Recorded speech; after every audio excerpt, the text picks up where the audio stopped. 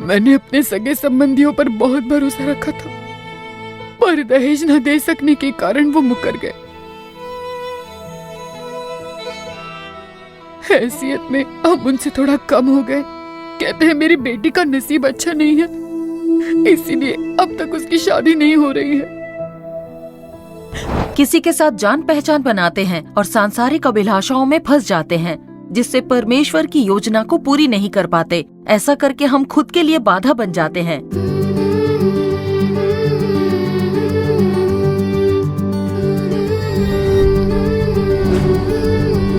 खुशहाल परिवार।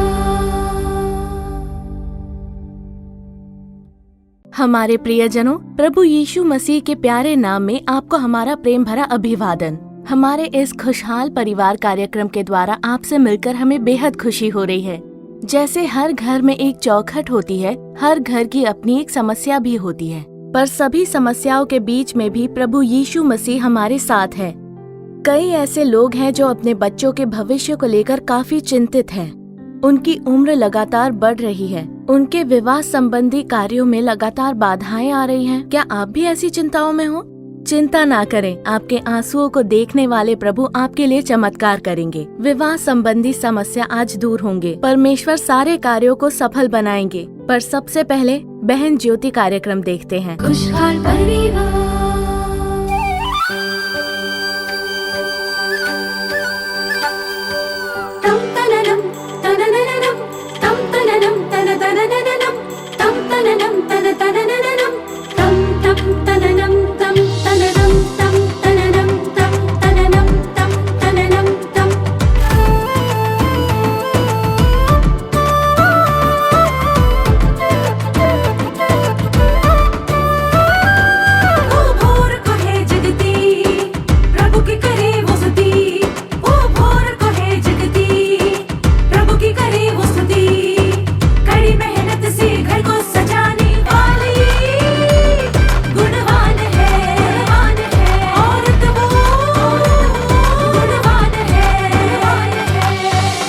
ज्योति बहन,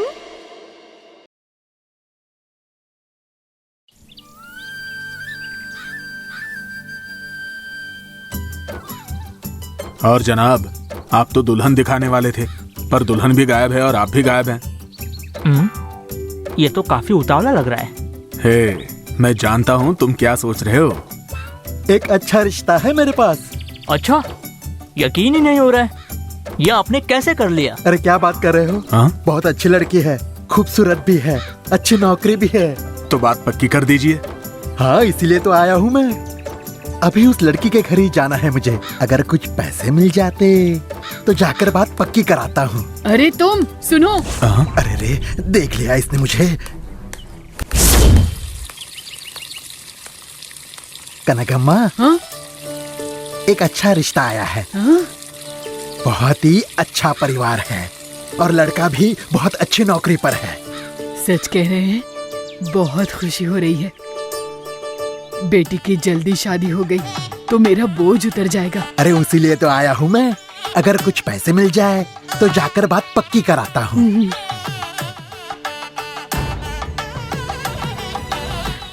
हे ईश्वर, मेरी बेटी के लिए ये रिश्ता पक्का करवा दीजिए। ये लीजिए। जल्दी मिलता हूँ।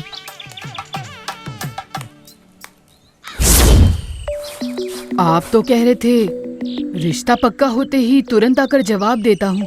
अब 1 महीना हो रहा है, अब तो कोई जवाब नहीं मिला। अब क्या बताऊँ बहन, इतनी सारी मांगे हैं उनकी। छी छी छी छी छी, बड़े ही अजीब लोग हैं वहाँ पर।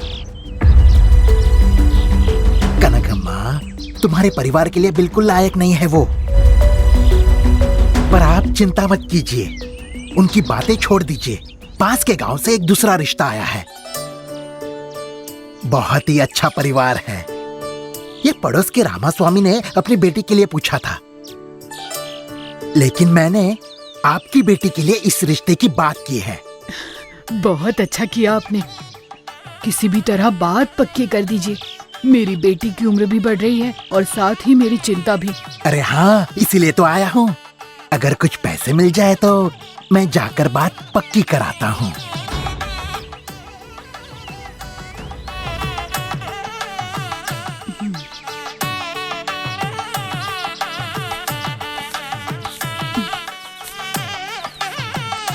ये लीजिए। बहुत बहुत शुक्रिया।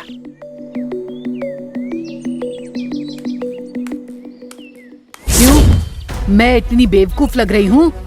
तुमने ही आकर कहा था कि अच्छा रिश्ता आया है, उन्हें तुरंत शादी करवानी है। पैसे भी लेकर गए थे और फिर महीने भर से नजर ही नहीं आए। हमें झूठी आशा मत दीजिए। सब कुछ साफ साफ क्यों नहीं कह देते? मैं किसी और से मदद ले लूंगी। सगे संबंधी भी भूल गए, लोगों में दया ही नहीं रही। हे ईश्वर, अब तुम ही मेरी बेटी की नैया पार लगा सकते हो।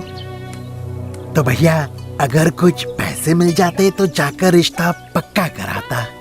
अरे हाँ, उसी के लिए तो आए हैं। जरा आइए तो, आइए आइए, ये लीजिए।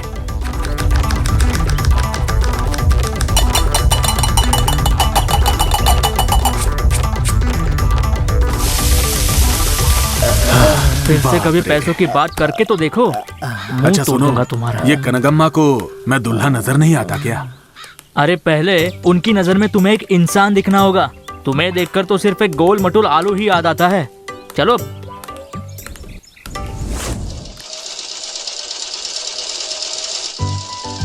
आइए दीदी।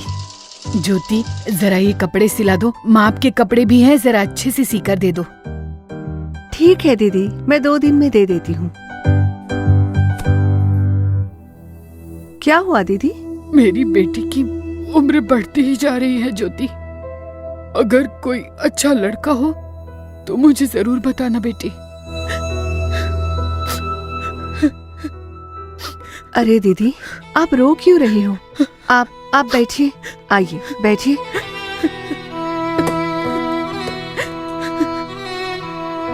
आप रोइए मत दीदी। रोए बगैर कैसे रह सकती हूँ? मैंने अपने सगे संबंधियों पर बहुत भरोसा रखा था, पर दहेज न दे सकने के कारण वो मुकर गए। हैसियत में हम उनसे थोड़ा कम हो गए। कहते हैं मेरी बेटी का नसीब अच्छा नहीं है, इसीलिए अब तक उसकी शादी नहीं हो रही है।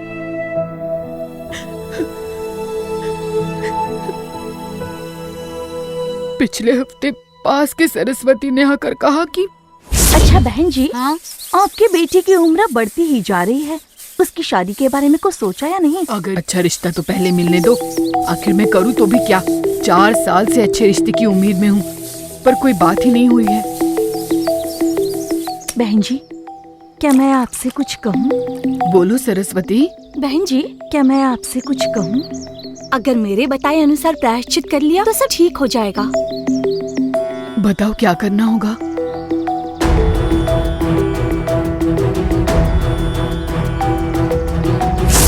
तो क्या आपने प्रायश्चित कर लिया? कर लिया, पर कोई फायदा नहीं हुआ।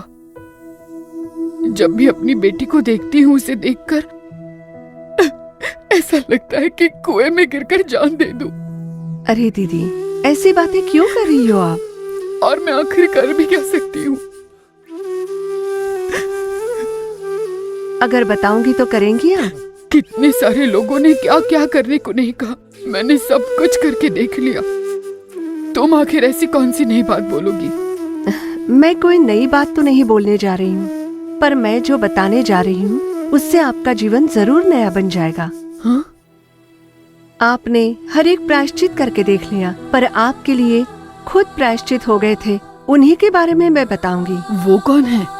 तुम जिसकी उपासना करती हो वो यीशु ही है ना? हाँ दीदी, यीशु ही प्रायश्चित है। आपकी बेटी के जीवन में जो विवाह संबंधी रुकावट है उसे बदलने वाले प्रायश्चित। इस पवित्र शास्त्र में उन्हें एक नाम दिया गया है, रुकावटों को निकाल देने वाला प्रभु। आपको जान देने की जरूरत नहीं है, आपके लिए तो प्रभु ने जान दी और फिर तीसरे दिन जीवित भी हो गए। मुझे क्या करना होगा? उसके लिए कितने पैसे खर्च होंगे? आपने जो कुछ खर्च किया उतना काफी है, अब आगे एक पैसा भी खर्च करने की जरूरत नहीं। हाँ? दीदी, आपने अपना भरोसा कुंडलियों पर या ब्रोकर पर या फिर प्रायश्चित के ऊपर भी तो रखा था। अब प्रभु यीशु पर भरोसा रखिए, सिर्फ यीशु पर ही भरोसा रखिए, आपका पूरा जीवन बदल जाएगा। सच कह रही हो ज्योति? हाँ दीदी, जो प्रभु को मानते हैं उन्हें त्यागा नहीं जाता। आपको जल्द ही खुशखबरी मिलेगी। सब कुछ जल्द ही ठीक हो जाएगा। आप सिर्फ भरोसा रखिए, सारी रुकावटें दूर हो जाएगी। पता नहीं क्यों तुम्हारी बातें सुनकर एक नई आशा मिल रही है। तुम्हारी बातें सुनकर मन को बहुत तसल्ली मिलती है। इसीलिए तो ये परमेश्वर का वचन है। ठीक है, मैं चलती हूँ। और आप बिल्कुल चिंता मत कीजिए। बोलो सुबी, क्या समस्या है? कोई समस्या तो नहीं है, पर मेरे बेटे को लेकर मैं काफी चिंतित हूँ। जब भी उसे देखूं तो खोया खोया सा रहता है।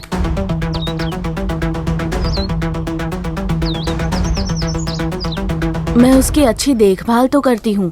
लगता है कि शायद उसे अपने पिताजी की याद आ गई। सुबी, बच्चों का सही मार्ग पर चलना या गलत मार्ग पर जाना दोनों ही माता पिता के हाथों में ही होता है। खुशहाल परिवार। तो हमारे प्रियजनों, आपने बहन ज्योति कार्यक्रम देखा। आशा है आपको पसंद आया होगा। अब आगे विवाह संबंधी बाधाएं दूर होने और उस पर प्रबल होने के लिए क्या करना चाहिए, उसके बारे में सलाह देकर आपके सामने प्रभु का संदेश देकर प्रार्थना करने हमारे बीच बहन अनीता भानु है। आइए प्रभु का संदेश सुने।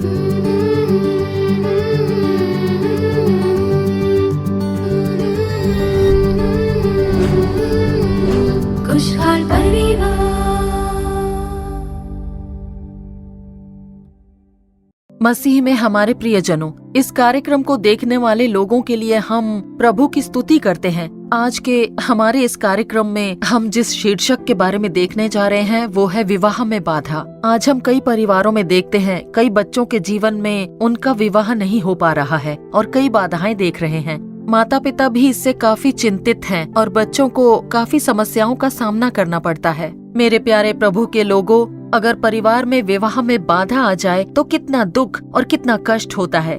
जीवन भर आंसुओं के साथ समय बिताना पड़ जाता है, बहुत परेशानी होती है। परमेश्वर का वचन कहता है, मीका भविष्यवक्ता की पुस्तक 2 अध्याय उसके 13वें वचन में ये कहा गया है, हमारा परमेश्वर बाड़े को तोड़ने वाला है। तो आज विवाह के कार्यों में जो बाड़े दिखते हैं उसे प्रभु यीशु तोड़ने वाले हैं, ऐसे बाइबल में लिखा गया है। चाहे कितनी भी बाधाएं क्यों ना हो, वो सब बदलने वाला है, वो तोड़ दिए जाएंगे और प्रभु भलाई के कार्य करने जा रहे हैं। विवाह के बारे में बात करते समय सबसे पहला जो विषय है, जब परमेश्वर ने मनुष्य की सृष्टि की, उन्हें स्त्री और पुरुष के रूप में बनाया और उन्हें एक परिवार बनाया। वो एक बहुत ही महिमा युक्त रिश्ता है, एक पवित्र रिश्ता है। वो वही सबसे पहला रिश्ता है जिसकी सृष्टि की गई और वो रिश्ता एक बहुत ही बड़ा रहस्य है। ऐसे इफिसियों 5वां अध्याय उसके 31 और 32वें वचन में पौलुस बातें करते हैं। हाँ हमारे प्रियजनों, जो विवाह संबंध है वो एक बहुत ही महिमायुक्त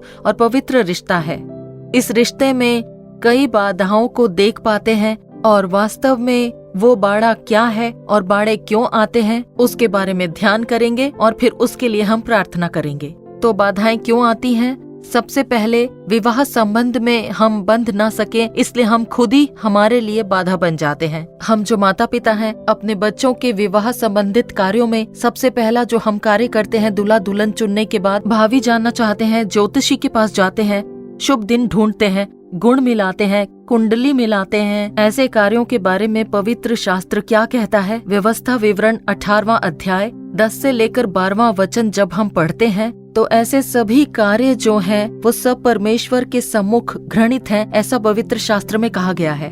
और भी आप देखिए, 1 तीमुथियुस 3 अध्याय वचन 8 को जरा देखिए। यहाँ पर लिखा है कि नीच कमाई के लोभी बनते हैं। तो जब हम ऐसा देखते हैं तो हम लड़की देखने जाते हैं तो दहेज में क्या क्या मिलेगा, क्या क्या चीजें मिलेंगी, कितना पैसा मिलेगा, कितना देंगे, कितने गहने देंगे, कितना सोना देंगे, ऐसे कार्यों के पीछे ही हम लगे रहते हैं। यही रुकावटें लेकर आती हैं। और अब बच्चों को देखिए, परमेश्वर का वचन कहता है, याकूब उसका 1 अध्याय और वचन क्रमांक 14 देखिए, प्रत्येक व्यक्ति अपनी ही अभिलाषा से खींचकर और फंसकर परीक्षा में पड़ता है और परमेश्वर की इच्छा को वो लोग समझ नहीं पाते हैं। उस संगति में वो ठीक से बन नहीं पाते हैं और अपनी ही मनमर्जी अभिलाषाओं में पड़कर किसी के साथ जान पहचान बनाते हैं, समय की बर्बादी करते हैं, उलझन में पड़ते हैं, अपने जीवन के किसी भी विषय में निर्णय नहीं ले पाते, सांसारिक रूप से किसी को चुनकर यही लाइफ पार्टनर है ऐसा समझ लेते हैं। यही रुकावटों को लेकर आती है। तो मेरे प्रियजनों, एक बार एक युवा बेटी यहाँ हमारे दफ्तर आई थी और उसने कहा कि मैं एक व्यक्ति से प्रेम करती हूँ, तो उस लड़के के साथ मेरी शादी हो जाए, इसलिए आप मेरे लिए प्रार्थना करें, ऐसा उसने कहा। तब मैंने उससे पूछा, बेटी क्या तुमने परमेश्वर से पूछा, क्या प्रार्थना की, क्या ये वही है जिसे परमेश्वर ने दिया है? ऐसा जब हम लोगों ने पूछा तब उस बेटी ने कहा, मेरी इच्छा के अनुसार देने के लिए ही तो परमेश्वर है ना, ऐसा उसने कहा। तब हमने कहा कि तुम्हारी इच्छा के अनुसार देने के लिए परमेश्वर तो है, लेकिन ये भी बताओ कि तुम किस लिए हो। तुम्हारी इच्छा अनुसार देने के लिए परमेश्वर है और तुम क्यों हो? परमेश्वर की योजना को पूरी करने के लिए ही तुम हो। ऐसा कहते ही वो इस बात पर सोचने लगी। तो मेरे प्रियजनों, इसी तरह कई जवान बच्चे अपनी मन मर्जी, अपनी इच्छा अनुसार किसी के साथ जान पहचान बनाते हैं और सांसारिक अभिलाषाओं में फंस जाते हैं, जिससे परमेश्वर की योजना वो पूरी नहीं कर पाते। ऐसा करके हम खुद के लिए बाधा बन जाते हैं। तो ऐसी रुकावटें परमेश्वर को बिल्कुल पसंद नहीं है। जो आशीष परमेश्वर की ओर से आती है वो एक अनंत आशीष है, सदा काल का आशीष। और फिर जो दूसरी रुकावटें हैं वो क्या है? परमेश्वर का वचन कहता है, पहला थिस्सलुनीकियों 2 अध्याय और उसके 18वें वचन में लिखा है, देखते हैं कि क्या वचन है वहाँ पर। परंतु शैतान हमें रोके रहा, ऐसा वहाँ पर लिखा है। तो देखिए, परमेश्वर की योजना पूरी ना हो सके यही चाहता है शैतान। शैतान तो हर यात्रा में रुकावट लेकर आता है, तो अब जीवन में रुकावट लेकर आने के लिए वो कितनी मशक्कत करता होगा। आज एक वैवाहिक संबंध में कितने सारे लोग बन नहीं पाते, कई कोशिशें करने के बावजूद भी रिश्ता बन नहीं पाता। बच्चों की विवाह की उम्र होने के बाद भी उनका विवाह नहीं हो पाता। ऐसी कितनी रुकावटें हम लोग देखते हैं। परमेश्वर का वचन कहता है कि शैतान ये रुकावट लेकर आता है, शैतान ही बाधा डालता है। वो परमेश्वर की योजना को रद्द करना चाहता है। शैतान ही है जो गलत धारणाएं लेकर आता है और साथ ही झूठे उपदेश देता है, लोगों को बिल्कुल भटका देता है, रुकावट लेकर आता है और विवाह में परमेश्वर की योजना पूरी ना हो सके इसके लिए काफी संघर्ष करता है। बहुत ही गंदी हरकतें और भद्दे कार्य करने के लिए उकसाता है शैतान। इसीलिए तो परमेश्वर के वचन के अनुसार पहला यूहन्ना 3 अध्याय और वचन क्रमांक 8 में लिखा है, परमेश्वर का पुत्र इसलिए प्रकट हुआ कि शैतान के कामों को नाश करे, मनुष्य की आशीषों को उसे देने के लिए। परमेश्वर ने मनुष्य को देने के लिए जिस आशीषों को कमाकर रखा है, उस दुष्ट शैतान के कार्यों को नाश करने के लिए प्रभु यीशु इस संसार में आए। क्रूस पर उन्होंने शैतान को हराया। और तीसरी बात, हम ऐसी वैसी बातों पर भरोसा रखते हैं, कई जगहों पर जाते हैं, विवाह के लिए हम क्या क्या कदम नहीं उठाते, पर सिर्फ परमेश्वर पर भरोसा नहीं रखते, प्रार्थना नहीं करते, प्रभु मेरी बेटी के लिए, बेटे के लिए एक अच्छा रिश्ता दिलाइए। ऐसा परमेश्वर के आगे आप अपना हृदय नहीं उंडेलते, प्रार्थना नहीं करते। इसलिए तो परमेश्वर का वचन कहता है, नीति वचन उसका 3 अध्याय उसका 5वां और 6वां वचन हम पढ़ते हैं, तो अपनी समझ का सहारा ना लेना, वरन संपूर्ण मन से यहोवा भरोसा रखना, उसी को स्मरण करके सब काम करना, तब वो तेरे लिए सीधा मार्ग निकालेगा। ऐसा लिखा है। तो हमारे जीवन के मार्ग पर हमें अपनी समझ का सहारा नहीं लेना है और परमेश्वर पर भरोसा रखना है। जब हम उनके लिए इंतजार करते हैं तो वही सभी कार्यों को सफल करते हैं। ऐसा वचन हमें साफ साफ कहता है। तो मेरे प्रियजनों, भजन संहिता अध्याय क्रमांक 37 उसका वचन क्रमांक 5वां जब पढ़ोगे, अपने मार्ग की चिंता यहोवा पर छोड़ और उस पर भरोसा रख, वही पूरा करेगा। ऐसा वचन कहता है। आप जितनी भी कोशिश क्यों ना कर लो, पर उसे सफल बनाने वाला प्रभु यीशु मसीह ही है। तो आप प्रभु पर भरोसा रखिए और उसी की ओर दृष्टि कीजिए, तब परमेश्वर आपके सभी कार्य सफल बना देंगे। और यही भजनकार दाऊद कहता है। भजन संहिता 62 और उसका वचन क्रमांक 5 में वो कहते हैं, मेरी आशा उसी से है। दाऊद कहते हैं, वो भले ही इज़राइल के राजा हैं, पर मेरी आशा उसी से है, ऐसा कहते हैं। और उनकी दृष्टि प्रभु यीशु की ओर लगी है, उनका हृदय प्रभु यीशु मसीह की ओर है। तो प्रियजनों, हमारे हृदय में हमें प्रभु को खोजना है, प्रभु पर भरोसा करना है, तभी प्रभु परमेश्वर सारा बाड़ा तोड़ देंगे और एक रास्ता निकालेंगे। अपने बच्चों के जीवन में वो एक चमत्कार करेंगे, कार्यों को सफल बनाने जा रहे हैं। तो मेरे प्रियजनों, परमेश्वर का वचन वैसा ही कहता है। यूहन्ना रचित सुसमाचार अध्याय क्रमांक 15 वचन क्रमांक 5 में लिखा हुआ है, मुझसे अलग होकर तुम कुछ भी नहीं कर सकते, ऐसा परमेश्वर का वचन कहता है। प्रभु के बिना हम कुछ भी नहीं कर पाएंगे। और उसी बात की पुष्टि परमेश्वर करते हैं। हम अपने ही बलबूते पर, हमारे अपने ही प्रयास के द्वारा कोई कार्य नहीं होता। प्रभु साफ साफ कहते हैं कि मुझसे अलग होकर तुम कुछ भी नहीं कर पाओगे। परमेश्वर पर निर्भर रहकर जब हम कोई भी कार्य करते हैं तो वो ही कार्य सफल करते हैं, वही हमारे लिए रास्ता खोलते हैं, बच्चों को खुशियाँ प्रदान करते हैं। वो जीवन देने वाले प्रभु हैं। वो रुकावटें दूर करके आंसुओं के साथ हमारे लिए संघर्ष करने वाले परमेश्वर नहीं, पर जीवन देने वाले जीवन दाता हैं। और इसीलिए सारी रुकावटें दूर करके रास्ता खोलने वाले हमारे परमेश्वर यीशु हैं। यशायाह भविष्यवक्ता की पुस्तक अध्याय क्रमांक 43 उसका वचन क्रमांक 13 आप पढ़िए। जो मैं काम करना चाहूँगा तब मुझे कौन रोक सकेगा, ऐसा प्रभु कहते हैं। जो प्रभु करना चाहते हैं वो कभी भी किसी भी शक्ति द्वारा रोका नहीं जा सकता है। प्रभु बाड़े को तोड़ने वाले हैं और वो जो करना चाहते हैं वो कोई भी रोक नहीं पाएगा। अय्यूब अध्याय 42 वचन 2 जब हम पढ़ते हैं तो जान पाओगे कि परमेश्वर सब कुछ करने योग्य हैं और उनकी युक्तियाँ कभी भी रुक नहीं सकती, ऐसे परमेश्वर का वचन कहता है। तो प्रियजनों, आप आंसुओं में डूबे हो सकते हो, दुखी हो सकते हो कि मेरे बच्चों की विवाह की उम्र हो चुकी है लेकिन उनका विवाह नहीं हो रहा है। क्या आप आंसुओं के साथ हमें देख रहे हो? तो बच्चों, युवा भाइयों और बहनों, आप सोचते होंगे कि मेरे विवाह का कार्य सफल नहीं हो रहा है, उसमें लगातार रुकावटें आ रही हैं, दुख में आंसू बहा रहे हो और कितना समय ऐसे ही बीतेगा, ऐसा आप इस कार्यक्रम को देख रहे हो। दुखी मत होना। इसीलिए तो प्रभु यीशु मसीह आपसे बात कर रहे हैं। वो बाड़े को तोड़ने वाले हैं, नए रास्ते खोलते हैं, आपके लिए वो कार्य को सफल बनाने वाले हैं। हमारे प्रभु यीशु मसीह, उनके लिए अनहोना कार्य कुछ नहीं। परमेश्वर कहते हैं, क्या कोई ऐसा कार्य है जिसे मैं नहीं कर सकता? वो आपसे पूछते हैं। प्रभु के लोगों, आपका शोक आनंद में बदल जाएगा और अवश्य प्रभु यीशु ऐसा करेंगे। जब अपनी आंखों को बंद करके उनके आगे प्रार्थना करेंगे तो आपके लिए जो निश्चित किया गया है वो प्रभु आपको जरूर देंगे। प्रभु यीशु मसीह निश्चय ही आपके जीवन में चमत्कार करेंगे। आपके सभी कार्यों को वो सफल बनाने जा रहे हैं। चमत्कारिक प्रभु आपके लिए चमत्कारिक रूप से एक कार्य को वो सिद्ध करने जा रहे हैं। हम सभी इस समय आंखें बंद करेंगे, घुटने टेक लेंगे और उस पवित्र परमेश्वर के चेहरे की ओर देखेंगे। चलिए प्रभु की उपस्थिति में प्रार्थना करें। हे प्यारे परमेश्वर, इस अच्छे समय के लिए हम आपकी स्तुति करते हैं। प्रभु, कितने बच्चे हैं प्रभु जिनकी शादी की उम्र हो चुकी है लेकिन शादी नहीं हो पा रही है, काफी रुकावटें आ रही हैं। आप देख सकते हो कि कितने बच्चे आंसुओं के साथ इस समय खड़े हैं। हे प्रभु यीशु, हे दाऊद के पुत्र, हम पर दया कर। ऐसे मांगने वालों पर आपने दया की है। आज भी आप एक जीवित परमेश्वर हो। आपके बच्चे आपकी उपस्थिति में आकर रो रहे हैं परमेश्वर। इस समय वो प्रार्थना कर रहे हैं प्रभु। अपने बच्चों को आप आंख उठाकर देखिए। आपके बच्चों के लिए आप चमत्कार कीजिए। इन बच्चों को अच्छा जीवन प्रदान करें। इन बच्चों पर आपका आशीष बना रहे। इनकी शादी की उम्र बीत रही है परमेश्वर। इस समय आपके बच्चे आपके चेहरे की ओर देख रहे हैं प्रभु। जिन्होंने उसकी ओर दृष्टि की उन्होंने ज्योति पाई और उनका मुंह कभी काला ना होने पाए, ऐसा प्रभु का वचन कहता है। आपके बच्चों को कभी भी शर्मिंदगी नहीं होनी चाहिए। आपकी योजना, आपकी युक्ति परिपूर्णता से इन बच्चों के जीवन में पूरा होने के लिए हम प्रार्थना करते हैं। हे प्रभु यीशु, आपके हाथों में अर्पण करते हैं। आपने इन बच्चों की जिम्मेदारी ली है, इसलिए हम आपकी स्तुति करते हैं, आपको धन्यवाद देते हैं। आपने हमारी प्रार्थना सुनी है, इसलिए आपको धन्यवाद देते हैं। आपका धन्यवाद हो। सारी महिमा हम आपको देते हैं। प्रभु यीशु के नाम में मांगते हैं हमारे अच्छे पिता। आमीन, आमीन।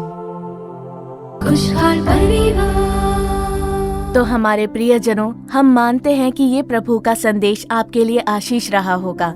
आप विश्वास कीजिए कि प्रभु ने आपके परिवार में विवाह संबंधी सभी बाधाओं को तोड़ दिया है और आपने जो भलाई पाई है उसके बारे में हमें जरूर बताइए। आपकी प्रार्थना, विनती या आपके परिवार में जो कोई समस्या क्यों ना हो, उसे आप चिट्ठी लिखकर हम तक पहुंचाइए। आपके लिए प्रार्थना करने और सलाह देने के लिए हमारे भाई मोहन सी लाजरस और यीशु छुड़ाता है सेवकाई के सेवक तैयार हैं। टीवी चैनलों पर और हमारे सोशल मीडिया प्लेटफॉर्म पर हमारे आने वाले कार्यक्रमों से जुड़ना बिल्कुल भूलिए नहीं। हमारे साथ बने रहिए। फिर हम अगले कार्यक्रम में आपसे मिलने के लिए बहुत उत्सुक रहेंगे। तब तक प्रभु की महान कृपा आपके संग रहे। For further details and prayer support, contact Jesus Redeems Ministries, Nallumavadi, Tuticorin District, 628211. Our phone number 04435454545. Email info@jesusredeems.org. Our website www.jesusredeems.com. God bless you.